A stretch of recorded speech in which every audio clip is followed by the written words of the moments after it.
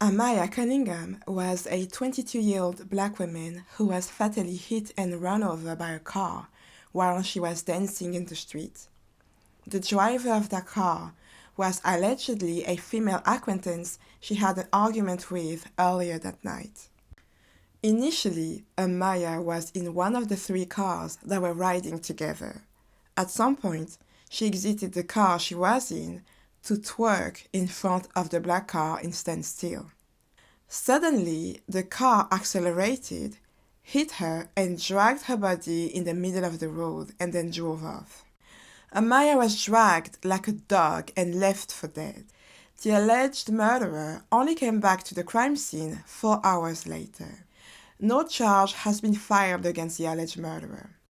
The police reviewed the footages of the incident that clearly shows that the car was not in full speed, otherwise Amaya's body would have been propelled in the air before hitting the ground.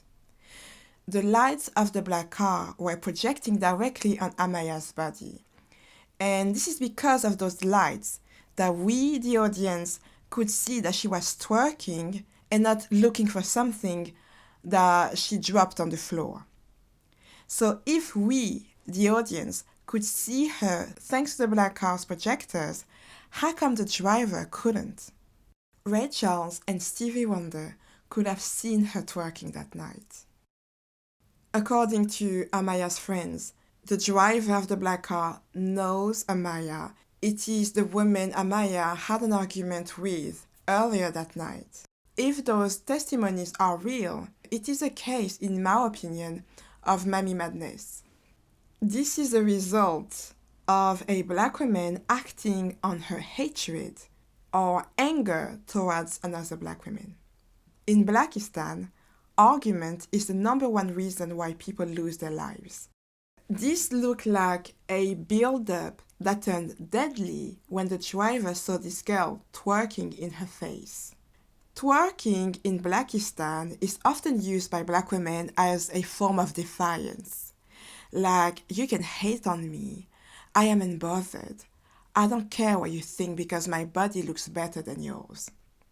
I wouldn't be surprised if that other black woman was chubby or obese.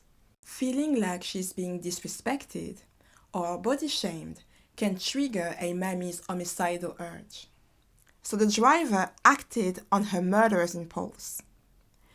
Mammies and kings are fundamentally the same. They are both extremely violent, but one eats away her deadly impulse, while the other pulls the trigger. What this video shows is the Black Lives Matter community in action. A community of hypocrites who would take your life over nothing. And to see all of that, you have to understand the black culture. And the police doesn't even care about the black community to even try to understand this culture. The police in this case has already decided that there was no negligence, no foul play on the driver's part. So the driver who hit and ran over Amaya's body, dragging her, is free to go and won't be charged for Amaya's death. This is Shanquella Robinson 2.0. Quick reminder, Shanquella Robinson was a successful black woman who took her low-achieving sisterhood, also known as Cabo 5, to an all-inclusive holidays in Latin America. But these leeches took advantage of the fact they were in a third world country to get rid of her because they were jealous of her.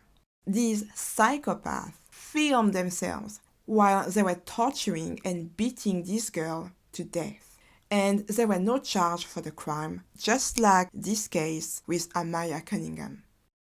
When it comes to black-on-black violence, the justice system has adopted the motto, "Don't interrupt your enemies when they self-destruct." Blakistanians' violent behavior shows that they act according to the laws of nature.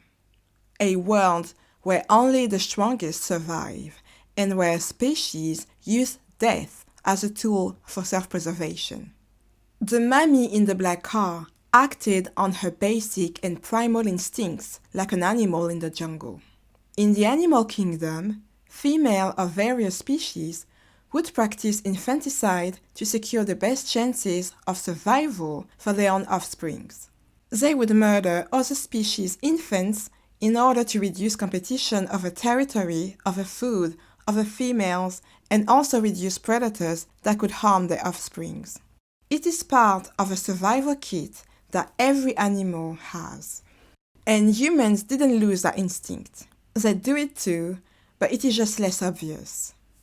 Why do you think the white teacher, especially the female one, was picking on you in class and tried to destroy your self-esteem by the time you left her class at the end of the school year?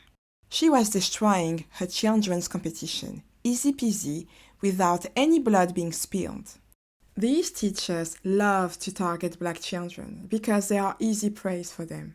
The children often come from broken single black mother households, and the mothers are too busy working 25 jobs to attend parents' evenings at school and get to know the teachers that have access to their children for most of the day.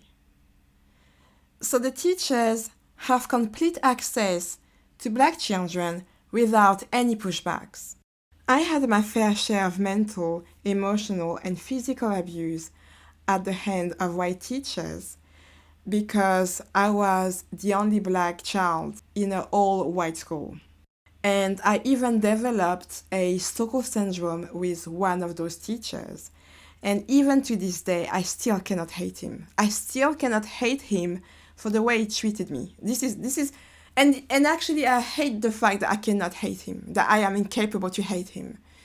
That even to this day I remember his name, and I remember how the relationship that I developed with this guy that was abusive and sometimes nice and sometimes abusive towards me, I kind of saw him as a father figure. It's just now that I realize that I saw this guy, I saw this old man as a father figure. That I wanted desperately for him to love me, like a daughter towards her father. Because I didn't have a father in my life, and I saw this guy. This is sad, actually. But anyways,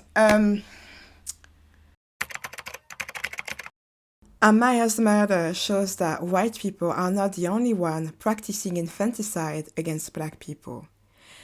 The Sisterhood is in it too. Amaya was a victim of sistercide. And this is a made-up word. Don't even check the dictionary, it doesn't exist. Sisterhood going after the black women. When a black woman murders another black woman, she is quote-unquote resolving two major issues. By murdering a black woman, the Sisterhood is reducing predators as well as competition for her own offsprings, and she's also reducing female competition over king. There is a shortage of black men in Blackistan. A lot of them are in prison, a lot of them are pride members, a lot of them are white flighting Blackistan fast and furious, better than white people themselves. So a lot of black women are fighting over the few black men who are available on the market. Not only Amaya stood out when she was dancing like she was on the stage, but in Blackistan she stands out for being slim, for being pretty and slim. A lot of black women are overweight, chubby, out of shape. Amaya, on that fatal night, she was flaunting her youthful and cute figure, and this triggered Mammy's survival and mating instinct. And that Mammy had to take her out because she was perceived as a direct competition on the mating market. Have you ever noticed the way other black women look at you in the street? It's not a sisterly look. I call it a stare stench. It is a stare a black woman gives to another black woman who takes pride in her appearance. I don't know how else to describe it. It is a stare that is so overpowering. It almost has a smell that makes you uncomfortable. And when you catch the black woman in the act, you realize she's looking at you like a predator. It is so disturbing. It sends shivers through your spine. I don't feel like that when a white woman does it, but I always feel almost afraid when it is a black woman or a Muslim woman doing that. And the reason is very simple. When it comes to sexual harassment, stalking, groping, degenerate and depraved behavior coming from random men in the streets, in my personal case, it has always come from black and Muslim men. A lot of these men have zero impulse control. And I always say, the women of these communities will hate, but the men will rape. The women are the visible face of the iceberg. Their look of hatred, envy, jealousy, or superiority towards you signals something more sinister will come, especially knowing how misogynoir these two communities are. And this is why I take it seriously when a black woman gives me this type of predator, angry look. It's the look that she gives to the competition. Black women don't see each other as sisters. They may say it, but they don't act like it, they don't believe it. They see other black women as competition over kings mostly, and also other resources in this world. And I guarantee you that the look that you receive in the streets from mammies, Amaya received it from the mammy in the black car before she was run over. When you watch those documentaries that show animals infanticide, you almost want the cameraman to save those poor cubs before they are thrown from the top of the tree by a chimpanzee. But the cameraman doesn't want to intervene in the natural course of life. That's basically the idea. It is the same thing that happens with the police. White people don't want to intervene when it comes to black on black crime because it benefits them. What I am about to say may upset some of you, so this is my trigger warning. Upsetting content. For white people and society in general, a dead black woman cannot give birth to a king. She cannot reproduce the most violent, evil, barbaric, monstrous men in society. Less black women means less black people because she's the one reproducing the race, and less black people means less crime. That's the mindset. What the white officer saw on that fatal night is a black woman who took out another black woman before she had the time to reproduce and give birth to a potential king who would have grown to potentially terrorize his white community, potentially raping his wife or his daughter, killing his dog, stealing his car, and burgling his house. So refusing to charge the driver of the car that hit and ran over and then dragged Amaya's body is a thank you for keeping the black demographic down so that he doesn't have to.